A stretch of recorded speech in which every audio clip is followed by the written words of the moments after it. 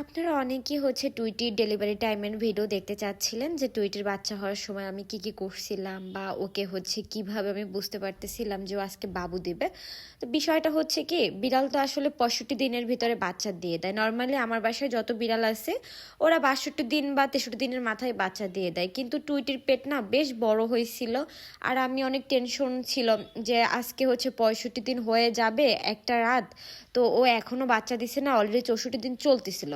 তো অনেক ভয়তেছিলাম যে আবার ভেটের কাছে নিতে হবে নাকি। তো ওর 64 দিনের রাতে হঠাৎ করে ওর খুব পেইন হয়, আমি বুঝতে পারি। তো আমি ওকে এই কাপড় দিচ্ছি ওই কাপড় দিচ্ছি, ও কোথাও থাকবে না।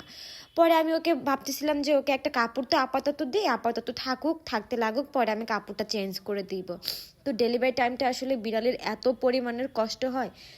আমি ওকে একটু আদর করতেছিলাম, কারণ এই টাইমটা আসলে ওরা যাদের খুব ভালোবাসে তাদের খুব দরকার হয় কাছে থাকার। তারপরে আমি ওকে একটু চিকেন খেতে দিছিলাম, বাট ওরা চিকেন খাচ্ছিল না। কারণ কি, বিড়াল যখন বাচ্চা দেয়, বাচ্চা দেওয়ার পর একটা ফুল হয়, ওই ফুলটা যখন বের হয় বিড়াল আসলে ফুলটা খায়। ফুলটা মেবি প্রোটিন, আপনারা চাইলে দিতে পারেন, স্কিপও করতে পারেন। তো আলহামদুলিল্লাহ এই করতে করতে ও 3টা বাবু দিয়ে দেয়।